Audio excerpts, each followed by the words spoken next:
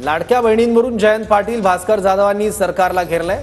निकष लावू नका, महिलांची चौकशी करणं योग्य नाही असं जयंत पाटील म्हणाले। तर लाडक्या बहिणींना 46,000 कोटीवरून 36,000 कोटींचा निधी मंजूर झाला। याचा अर्थ 50 लाख महिला योजनेतून कमी होणार असं भास्कर जाधव म्हणाले। आपण आपल्या लाडक्या बहिणींना मत हे 1500 रुपये देणार आहोत, दिले पाहिजे, देताय तुम्ही, चांगली गोष्ट आहे। मी असं म्हणणार नाही की आता ते 2100 रुपये लगेच तुम्ही द्या, कारण तुमची परिस्थिती बघितल्यावर, अर्थसंकल्प वाचल्यावर मला ते धाडस होईना की तुम्ही आता 2100 रुपये देऊ शकाल अशी।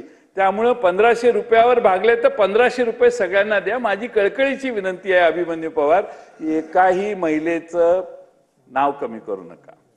2100 रुपये आम्ही पर महिलेला करू पर महिना। आता ह्या बजेटमध्ये त्याचा पत्ताच नाही, आता त्याचा पत्ताच नाही। मुख्यमंत्री म्हणतात पुढच्या वेळेला बघू, दादा म्हणतात मी काही कधी बोललो नाही, एकनाथराव म्हणतात मीच फक्त बोललो, आता मीच एकटा काय करू, हे दोघे एक मताने झाले तर अशी अवस्था बहुतेक झाली आहे। हळूहळू 10 लाख महिलांना तुम्ही कमी करणार आहात, आता करणार आहात। मला वाटतं आता 50 लाख महिलांना यातून कमी करणार आहात।